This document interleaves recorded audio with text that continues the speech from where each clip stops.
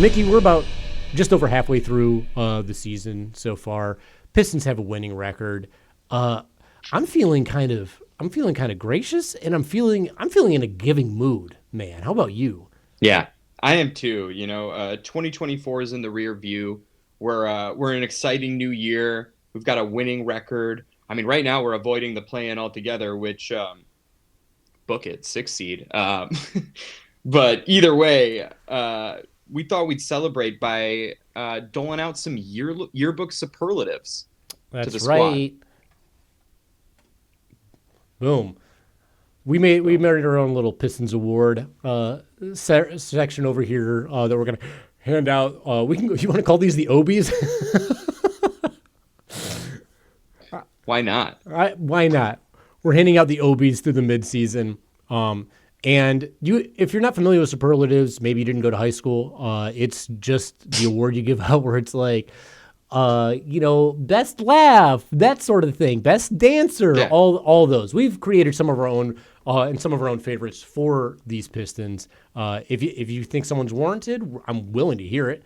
I want to hear what you guys want to give these. If you think this is a faulty award, I'll hear it too. But we've already got the envelopes in. We've already known who the awards are going to. Let's start dishing them out. Mickey, do you care to do the honors? Yeah. This first one's no surprise, no secret. He's on Inside the NBA. Shaq called him an all-star. Most likely to succeed. Surprise, surprise. Deuce. Cade Cunningham. That's right. I would most likely to succeed. He's already succeeding. Already. All He's NBA. success. The play-in is played out. It's playoffs and all NBA. Ooh, I That's like that. That's where we're at right now. I feel like he can only get better at this point. Like all the stuff people are saying about him, like, oh, his shooting percentage at the rim can get a little better. He can get more free throws. He's gonna start getting more free throws. It's already going up. And guess what? He's already making. He's free throws 23. again. He's 23 years old. It's crazy. It's really nuts. They were talking about his stat line, like the 24-9-6 stat line. Apparently, that's only been done 19 times in history. He's one of 19 in history to pull that off. The dude's 23, future face of the NBA, current face of the Pistons. These stats are silly, but Cade's stats are silly. Like it just. He said when interviewed, "What do you think an all-star is?" He said it's a guy who top 24 player in the league who's putting on performances every night. Undisputable. You can criticize the turnovers. You can say he should tighten up his handle or get to the line. Whatever your beef with Cade is, you cannot deny that he is putting on a performance every single night. I'm gonna be real with you. You can't have beef with Cade because he's a vegan. You can have tofu with Cade. Wow. You can have veggies with You have Cade. beef with Isaiah. Yeah. You have seitan with Cade. Yeah, you can have Satan with Cade. I like Yeah. that. Satan, pretty good. I'm not a hater. All right, on to the next superlative. Well, we do have the most likely to succeed. Is that necessarily the most clutch player on this team? And Cade is an incredibly clutch player. He has showed up in the clutch so frequently, but I'm afraid that award has to go to our boy Jaden Ivey. Like, were you there in Toronto when he hit that game-winning shot? Let me show you a little bit of this.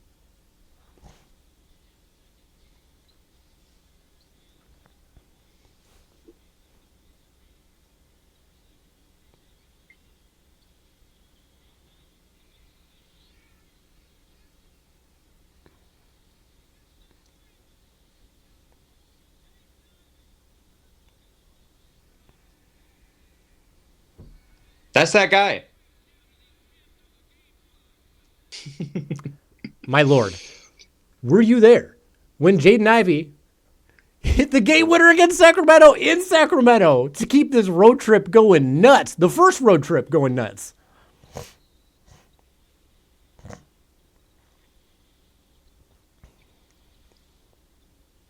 I still can't believe this play happened. I'll never get over this play. Neither could they. After he hit it, they walk over. They can't believe it. When they were interviewed after, there was like, we just couldn't believe what happened.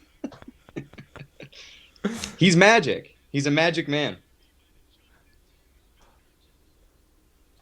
I'm going to tell you what. He didn't jump into any defender. That was just an insane play. Just like Yeah, such a crazy sidestep, make, focus. My lord, Mr. Clutch indeed, Bobby Buckets. Mr. Clutch that's indeed. a that's a big time player making big time shots when we need it. Yeah, you talked a lot about Ivy's ability to close. And, I think Cade is absolutely the engine of the offense, but you need that guy to put his head down and just go get you one in a way that no one else can do. And, man, those shots are crazy.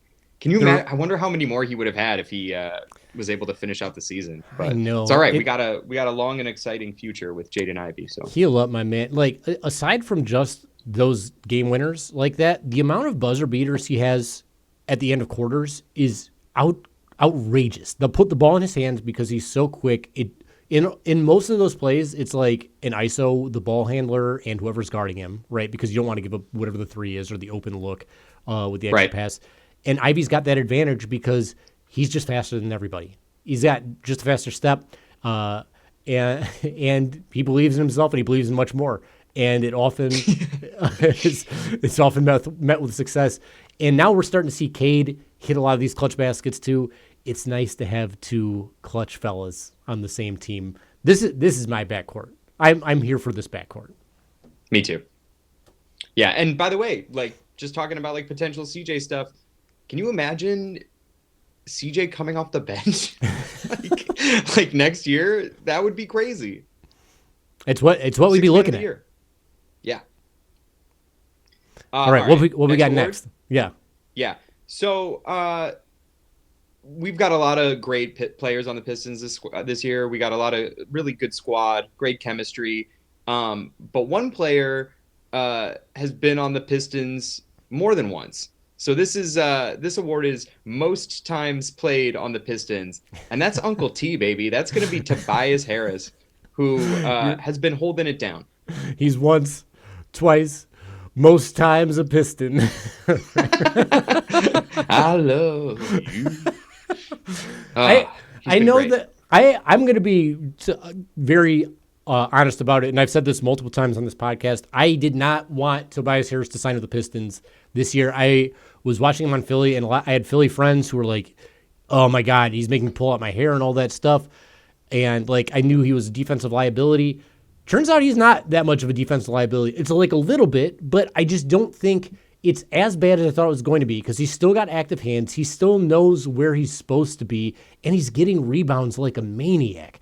Like, I don't care he's not scoring 18 points a game. I don't care he's not like our number two guy. I'm happy he's back. I'm happy he's here for the young guys. I'm happy he's talking the young guys up. I'm happy he's taking shots in the fourth when he needs to, and I'm happy he's making corner threes. Yeah. Yeah. And, as JB said, he's a guy that can just go get a bucket and just be a stabilizing presence. He's not going to be, he's not taking over a bunch of games, but we don't need him to do that. Also, you shared a really interesting graphic with me recently about how Sixers fans, when the Paul George trade happened, they said all he's got to do is be better than Tobias Harris. And he hasn't really been that. He's been worse. It's so funny. It's crazy. You doled out so much money for oft-injured Paul George, and you got Tobias Harris. Like it's nuts. And the graphic had Tobias and Jimmy Butler, and they're talking about like blocks and rebounds, maybe steals. I know it was blocks and rebounds at the very least, and that he's outdoing both of them in those categories. And he also has the best attitude of that trio. Like, I know I made the case to have Jimmy Butler on this team at one point. I still wouldn't hate it just because there's only a few years left, and he is a superstar, and like he has playoff success. But I'm very satisfied with Tobias being on this team. Of course, there are moments I wish that there was more offensive output, but it's nice to have nice guys in Detroit. It's nice to have good vibes in Detroit. It's nice that everyone went to Buc-ee's and that everyone's on each other's Twitch streams and that they're just partying with each other. Yeah. No, the vibes are great. And, the thing for me, too, is just like turnovers. I feel like some of that stuff's avoidable, but he's been a great signing. I don't think anyone can really complain, especially the price. everybody was, oh, it's such an overpay. It's not an overpay. You look at what some teams are paying for other players, and it's totally fine. So welcome back, Tobias. We're glad to have you. You know, you got a home here. Heck yeah. Who's next? On to the next one. Now, you're at the games and up on like the Jumbotron, it's always like celebrity look-alike, and they're always pretty good. Honestly, they're pretty good about doing that. The Pistons themselves have a player who is a look-alike. So the player who is most likely to be mistaken for someone else is, I mean, it's obviously Asar Thompson. Look at it. He's even doing the Spider-Man meme in this photo. He's even got he's got the you, and of course it's his brother. He's going to get mistaken for his brother. I still, truth be told, have trouble being able to tell the difference between the two of them in photos. Yeah. Well, I know which AT is my AT, and he wears red, white, and blue. Tizzle at the blue. He's for you. Yeah, he's so incredible, been great, man. And it's he's still getting more comfortable. Like when you think about how much run Amen has had, and like he's gotten to start a lot. I'm just really excited to see Asar getting similar opportunities and getting more and more comfortable around the rim, handling the ball, playing defense. Super exciting pillar of the young core. I agree. I feel like there often is talk that Amen's like on a different tier than Asar. I do think that we neglect to discuss the year of turmoil Asar had to go through his rookie year with the coaching and development situation that he was exposed to. Not to mention he missed almost a year of athletic activity with his blood clot issue, and he's just getting back into the swing of things. Like, how can you expect them to be like developing at the same level? Amen's had the same coach, and he's had better players around him. He's had like more legit vets around him for longer. Yeah, it makes sense that he's developing a little quicker. And when I feel like watching them play, it truly doesn't seem that different to me. It doesn't seem like Amen's shooting that much better, or like driving in ways that Asar's not capable of, or finishing in ways that Asar's not capable of, or playing defense in ways that Asar isn't. Like, I just think these guys are both athletic studs, basketball kind of geniuses when you're watching them like read the court and stuff. And I just think that Asar's had to deal with a little bit more going forward. So I think as the clock ticks toward the future, he's only going to get better and better, and it's only going to be more and more fun to have him on this Pistons team. Totally. And it's different dynamics too. You know, the Rockets don't have like, even FVV doesn't have the kind of usage Cade has, or like that same sort of like heliocentric play style. So I think they're asked to do different things. Amen's asked to handle a lot more. I think like they might see him as like more of a point guard for the future, whereas we already got our jumbo creator. He's the all NBA all-star guy.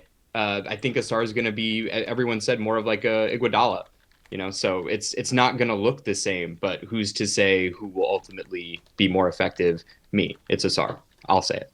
Oh, snap. You heard it here first. We got our some twin. Homer stuff, but I'm gonna stand by it. He's my guy too. I got his jersey. I felt very weird buying like a 20-year-old's jersey, but I did it. It's here. You don't got to feel weird about that. Should we move on? Let's move on. What's our next one? Have we gushed enough about his art? So, you know, we're talking about everyone's role, and you know, some players, their role is a little more fluid than others, and no one has been hotter and readier than Marcus Sasser. Sometimes he'll just get a couple minutes and he'll pop in, get a swipe and a three, hot and ready as hell. So perfect with the LCA of it all. Shout out Marcus Sasser, hottest, readiest. I remember all last season and even into the start of this season, there was a lot of chatter online about how Troy Weaver blew it trading up to get Marcus Sasser, how we didn't need an undersized combo guard, how he's not a point guard, how his size is a problem. I am going to ask you this honestly. Can you think of a single instance, having watched Marcus Sasser every game, where he has gotten bullied because of his size, or his size has been a legitimate problem? I I mean, there's been, just like normal mismatches, but he is pesky and dogged. I feel like I've seen him like rip the ball out of Joel Embiid's hands. Yeah. Like there's nothing he can't do really.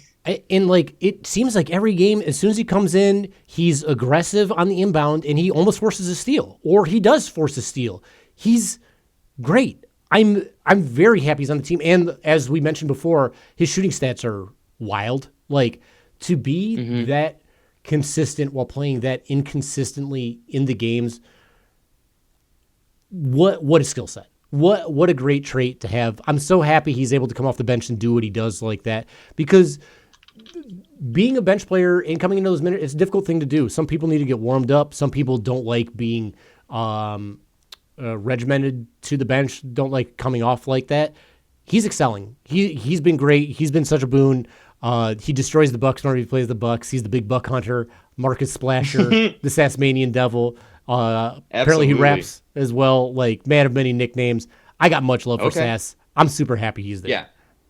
Yeah. As a person who doesn't watch college ball, I think some people might have criticized that. I didn't really know anything about him, but I think people who know, like our boy over at No Ceilings was big on Sasser. I've heard other analysts who are like, don't sleep on Marcus Sasser. He was a dog in Houston, and he's been a dog in Detroit. And I'm glad there's a big Texas connection in Detroit right now with Cade, Ron, Sasser, and Danis.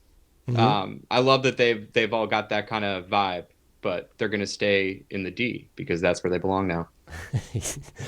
Yes, the better D, the superior D, Detroit over Dallas, all day.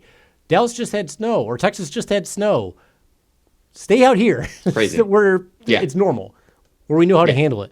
Mickey, are you ready for our next one? I am. It's a sweet one, because we have a lot of sweet. Even though we had dogs in this team, we got some sweeties on this team too.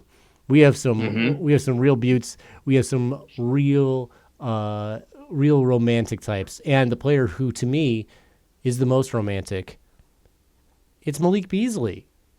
You know it's got to be Beasley. And why do I say that? Because he blows kisses to the crowd.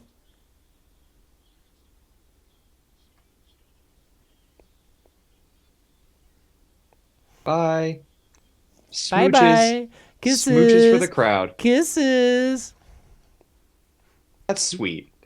See, he's a lover, Can't wait to see what he's going to hand out in 3 weeks on Valentine's Day to opposing teammate. You just go in the opponent's lockers and you get these Valentine cards that are like hateful from Beasley. I think it might be a few tray balls in there if I was a betting man. We were talking about Tobias being a potentially overpay. People say he's overpay. No one on the planet thinks there's a bigger underpay than Malik Beasley in the NBA right now. Yeah. And it's so encouraging to hear him say, like, I think I found a home here. I think he said that on a stream. People were asking, like, where's he going to go in free agency? He's like, no, man, I'm trying to stay in Detroit. And I love that. I remember, like, sometimes, like, players will do okay here. Crazy blast from the past. I remember when Christian Wood went live and was like, where should I go in free agency? And it's like, oh, okay. I guess you're leaving. No love lost. Christian Wood's not doing a whole hell of a lot at the moment, but it's always refreshing when players want to be here. And I think we both hope that we can work out something that works for both parties. I hope so too. He's like my number one free agent priority in the offseason. I just think that he works so well in this system. He is the ideal player in the system, not just for the way he plays basketball, but for the way he conducts himself on and off the court. Like, he's such a team-friendly guy. He's such an energizer. And while he doesn't want to be viewed as like the mentor, old bowler, old guy, the uncle, as it were, he's still like, he's a proven vet.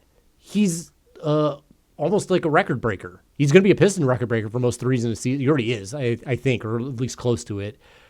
And I think they should do everything they can to keep him around, especially because if your main priority is going after Miles Turner, who knows? Like, Indy still has the full bird rights on him, so they have like the best chance of re-signing him. And Pascal Siakam really wants to play with him, so like they're probably going to try to keep him. Yeah. I don't know who else I'd really want to go after. I think, in all honesty, Beasley is the most important. If he wants 18 mil, pay him 18 mil. I don't care. Lock him up long term. Get him here, and let him sign that contract with a kiss. Mr. Romantic, Malik Beasley. Yeah, no, he's been so great.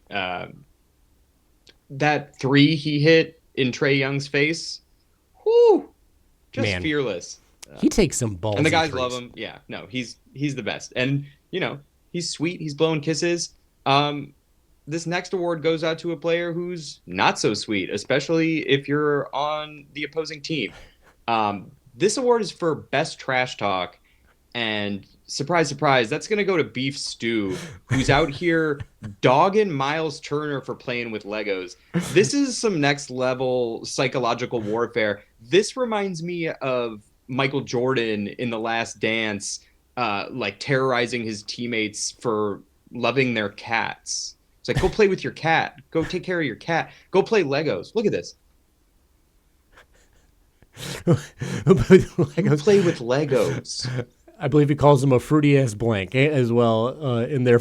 I didn't hear that part. I just heard the part about the Legos. But he's. Yeah. I mean, the worst part about hearing Stu talk trash to you is he's also going to back it up. He might punch you afterwards. So it's like doubly scary. Like his bark and his bite equally as bad, I would say.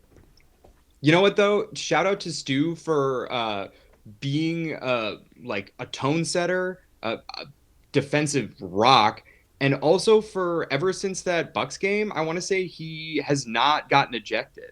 So I think he realizes how bad we need him on the floor, and knows just what level of crazy to hit, on the Draymondometer. I think he's found a nice balance of fucking with someone's head and not stomping on their chest. So, it's all about balance. He at least can see the line and come back down. Draymond don't care. So he's there. I've been my whole career, my whole life, my whole following of basketball, I've had this perpetual battle with, is it important to have enforcer guys, like guys who are going to rally you like that? And Mickey, I finally watched that 30 for 30 on the Bad Boys, and listening to Bill Laimbeer talk about it, when he said they needed someone to hate. I could be that guy. I was the guy that they hated, that they focused on while Isaiah took care of business. That's Beef Stew, and he's up really here working out. Rent free. Man, he is squatting in their heads. It is unwanted. It's so awesome. I know at the beginning of the year, he's got squatters' rights. You cannot evict him. It's a complicated process, and you're not going to fill out the paperwork. I said early on in an old episode of The Order of the Blazing Horse that I thought he was going to be the most likely Piston to get traded because of the young core, because his contract is so nice, and because he can fit into so many teams. Right now, he's one of the top 3 most untradeable Pistons for me. And by untradeable meaning you can't ask for anything. Like you can't get him. You could offer whatever you want. You ain't getting him at this point. Yeah. So it's really nice to have him on the team. I love trash talk. It's how I got into comedy, was trash talking to the basketball court. Maybe I'll make a project out of it. He's a roaster. He's a roast comic. Oh, yeah. Also a little bit of a pest. I was one of those guys who pulled on your shorts in the games and stuff. See, you want an edge. It's helpful. It's helpful.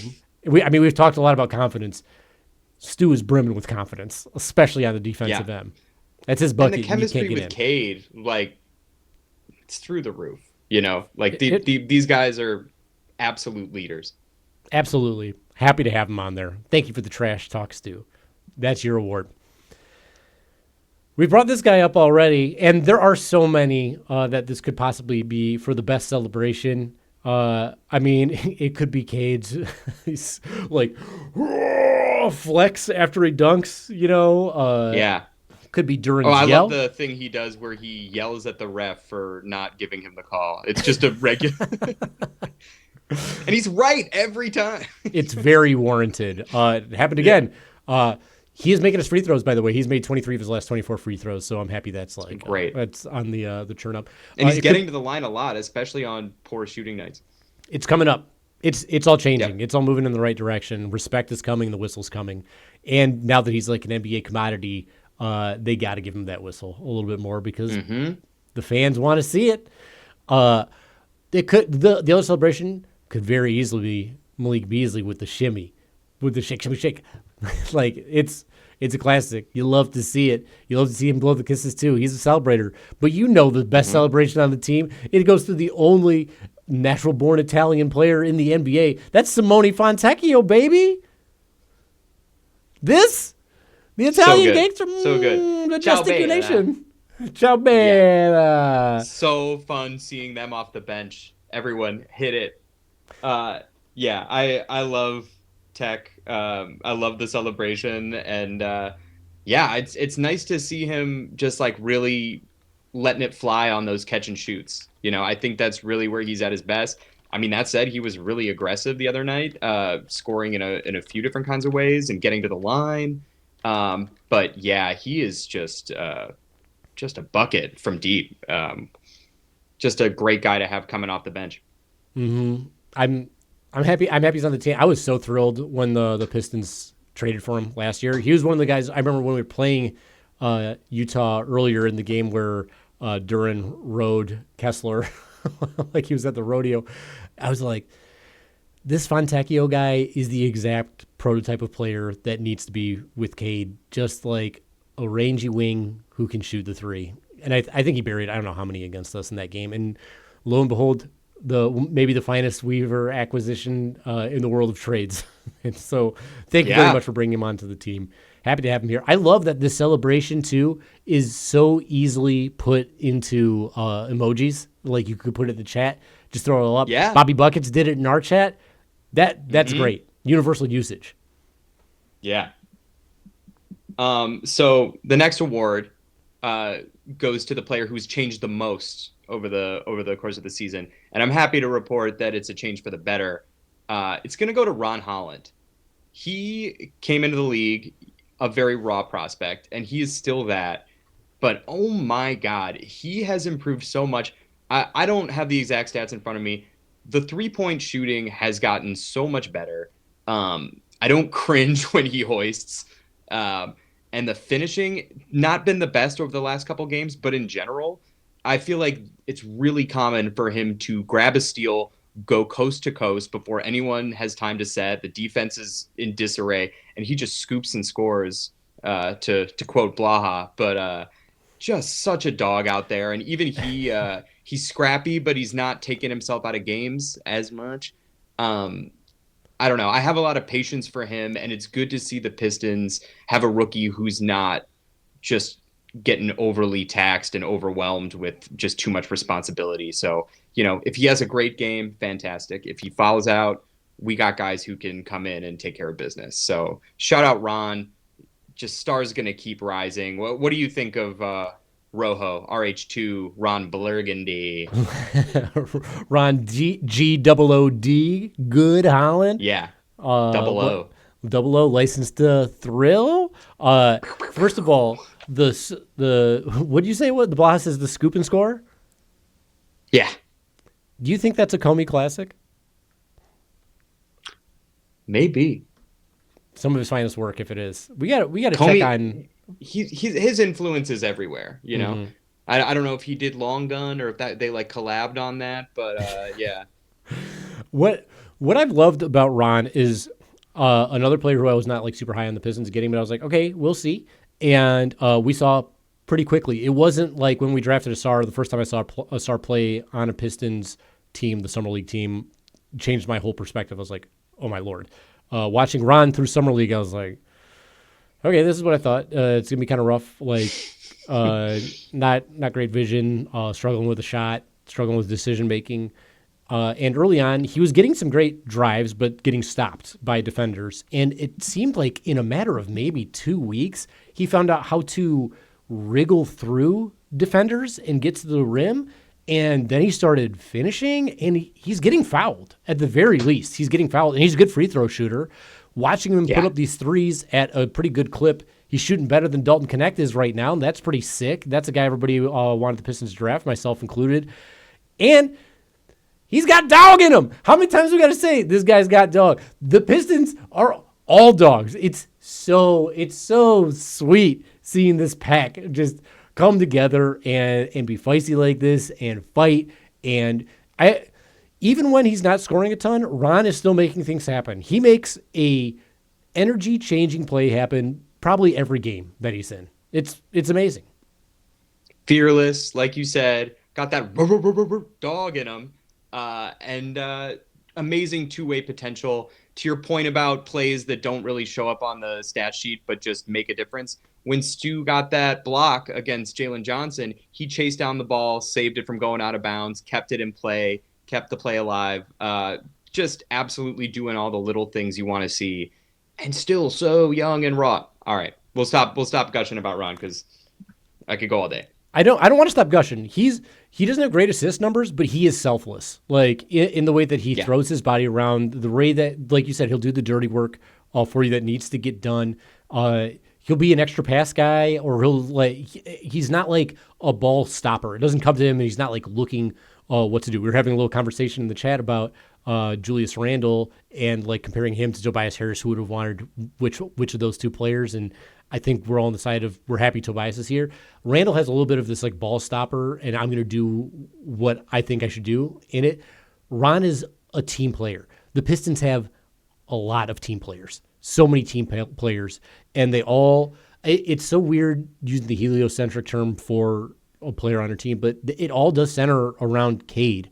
But Cade's also passing it out and in, so it's not like it's just sticking in his hands either. He's the control room. In Voltron, he's the head, and the rest of the Pistons are all the metallic cougars and stuff that come together and become this huge mech with a slanging sword. Shing! Beautiful analogy. They're bought in, like they know what the assignment is, and they're playing for each other, and it really shows. Shout out Ron. We got a little Teddy Pendergrass on that road trip playlist. That's for you, bud. Mm-hmm. Teddy Pendergrass for that ass. Love it. Mm-hmm. All right, we got 4 more awards. I'm going to give chat some shout outs here too. Bobby Buckets thought that Ron was going to play in the Cruise all year. I honestly didn't know, and I'm happy he's not playing with them at all. It's just like I didn't know the Pistons roster was going to stand, and I was like, he's not going to start, but like he'll probably play, right? Like he'll probably get minutes here and there, and he's playing more than I thought. I thought he was going to get like 10 minutes a game. I think he's getting like 15. And then YouTube user said, "Who's on the floor more than Ron? He has less minutes, but he's on the floor more than any of the guys that play double his minutes." And that's true. My guy's covered in turpentine burns for sure. Yeah. Big fans. Okay. Speaking of dogs on this team, Mickey, what do we got? All right. Hold on. Wait, is it me or is it you? I can just do this one if you want. I think this one's you. This one's you. My bad. I'm being a bad co-prof, being a bad co-host. You're great. You're apologies great. to Hooper. Don't beat yourself up like that. Thank you. I'll try not to do it as much. But like I was saying, speaking of dogs and whatnot and sort of defensive talent that we have on this team, we got to hand out the Stickiest Fingers Award. And who could that go to? Stu? Yeah, good. Although the ball seems to be bouncing off his fingers more than it does seem to be sticking to it. Could go to Asar, I guess. The guy steals all the time. Could go to Ron. We talked about it. No, that's Paul Reed. It's B-Ball Paul. Stickiest fingers. His stats for like stocks is insane. He comes in and it's like the ball comes to him. Watching him flail around and like swat it all. He's so disruptive. It's awesome watching B-Ball Paul play on this team. I'm so happy that The game that will forever stick out to me, even though we lost in this game, it was the only loss that we had in that road trip on the West Coast, the Denver game in the fourth quarter when the lineup turned to Wendell, Sasser, Asar, Ron, and B-Ball Paul, and Paul went out of his mind with the stocks, with the steals, with the deflections. The guy's a beast, man. He's really good. He's good. Those I know it's like not everybody's down with the per 36 stat, but it's crazy. the fact that he's down with this kind of break glass in case of emergency role, and that he re-signed for a friendlier deal, like talking about buying in, like what more could you ask for? I really trust him, and also good for the occasional midi, good for the occasional turnaround fadeaway, good for the occasional three. That's really nice to have. And I was listening to someone talk about how he's not the biggest. I think he's like 6'8" or something. I feel like he plays a little bigger than he is, and he's fast. Yeah, agreed. He moves real nice. I mean, Ron said at the beginning of the season, Paul Reed is good at basketball. And I'm not even going as deep as Ron does. That's a good run. I appreciate it. I've been working on my deep run. We'll fix it in post. We'll lower you even. put the old FBI effect on there. And he's really exceeded my expectations. I didn't know what to think. And like we said earlier in the podcast, I could not be more thrilled to have like 3 playable bigs. And they're all young. These guys are all 25 or younger, I think. That's crazy. We got some young fellas on this team. All right, on to the next Superlative, the next OB. Yeah, let's do it. This one's a little more of a classic one. You might have seen this in your high school yearbook, assuming you went to high school. But this one is best eyes. And, Cade Cunningham, he's got some pretty peepers. Watching Inside the NBA, you get lost in those things. But this has more to do with that vision, baby. You don't average almost 10 assists without some good vision. And, man, he's just been putting on a clinic. We've seen a million lobs to Duren, but that one from the Hawks game last night with the huge overhead toss, Duren had to get up for that one, but he knows his personnel. He knows his team, and he knows they can do it. He's just been so great as a distributor, and not to like make excuses. We can cut down on the turnovers, even though that game was in the bag. Spose talked about how guys with that much usage are going to turn the ball over. It's going to happen. But the passing has just been so good. And learning to use his gravity to find the open guy has just been so great. And even though it sucks having Ivy out, I think having Cade just get swarmed and doubled and just absolutely spammed as much as he is great training for the future. Not that he didn't already have that. It's nuts. That alley-oop you called out earlier where it was like over his head and to the side. The amount of no looks he has, like, and the other thing is he's always looking to distribute. And teams know that. Teams are so afraid of who he's going to pass the ball to that he's able to plow through whoever's guarding him and get to the basket. You know what Cade's got? Don't put him in a corner because he's got hungry eyes, my man. He certainly does. I love that. It's like you said, it's a catch-22. It's a catch deuce. You guard him, he's gonna dish. You guard the man, he's gonna score. So you're damned if you do, you're damned if you don't. That's the catch deuce. Did this deuce just did this? He did, and he's got the best eyes. He certainly did. What else we got? All right, let me go to. I forgot the eyes one. I missed out having on that. This one. This is almost the avert your eyes superlative because this happens whenever you're watching a game. This was happening a lot more in previous Pistons years. Well, the first half of it was. This award is the most likely to make fans go, no. Oh, okay. that award. We've been there. You've been watching, like, why you take it? Okay, okay, and we know who that is. That's Tim Hardaway Jr., dude. Remember when he shot those 3 in Miami? I know y'all weren't for that. I know you weren't for that happening. People have been so up and down on THJ. Not me. I've been for you since day one, since you've been here, dude. I know how streaky it is to be a shooter. You're always there, always believe in you. Guys like you and Beasley, even Tech, keep shooting the ball. You might miss some. You might have cold streaks. Keep shooting the ball. Keep doing it. With THJ, for whatever reason, fans are just less into it when he does. But, man, I'm so happy. I'm so happy that you make them eat crow so often during the season. Absolutely. No, he's been great. And, I think, like, Dallas fans were really low on him when we got him. I remember just like all the comments like, enjoy it, like, you know, he'll be Kobe one night, but then just like go completely cold another night. He does all the little things, like taking the charges, like it just really makes it the X factor. Like you said, like shooters are gonna go cold sometimes. It's just the nature of things, but he really buys in again. Um, I think if next one, this oh is before cute. before we get into that, Oh, yeah. I want to give one last thing on THJ. I think part of the problem with a player like him in Dallas was people were expecting too much from him. I think people thought he was going to be just a consistent, regular scorer next to Luka. But that, and I keep going back to this about this team, and we talked about it with this Atlanta game compared to the Houston game and the rest of the games they played in 2025. There is a revolving set of players who some might have it one night, some might have it another night, but at least two will have it every night. Some mishmash of those players, so you don't have to be hot every night. You just need to be hot when you're hot. You have to have the ability to be hot. And just having the ability to be hot makes you a threat and opens up the floor. 100%. Yeah, no, his space, whether his shot's falling or not, you can't leave him alone. And Cade and Ivy have just been like loving the benefits of all that spacing, as have we all. Great point. All right, you ready for the next one? I'm ready for the next one. All right, this one's cute. I love seeing this. This one's best couple. There is a adorable bromance brewing between the Rook, Ron Holland, and Malik Beasley.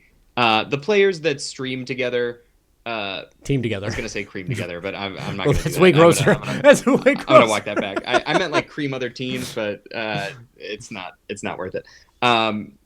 They have this little tradition where before games they cheers the ball and take a three each, and they both have to sink it. It is so cute. I love seeing it. I love seeing Beasley be a good vet to his rookie. Look at that. They even included a fan. That's fun. That's wholesome stuff. It's really cute. Of course, Beasley's going to be in the cutest couple. He's the most romantic. That's how it works out, right? Mm-hmm. Spread the love, my man. We know Ron's an old soul with his R&B and stuff. And yeah, it's really cute seeing them go live and play games together. It's just, I love that they like hanging out and spending time with each other. And you see it on the floor. I feel like Beasley assists on a good amount of Ron threes. I think that one right before the lights went out might have been from Bees. Let's have a look, shall we? Yeah, let's see. Check my memory. Boom. You called it. It happens a lot. I feel like it's wow. That was so fun.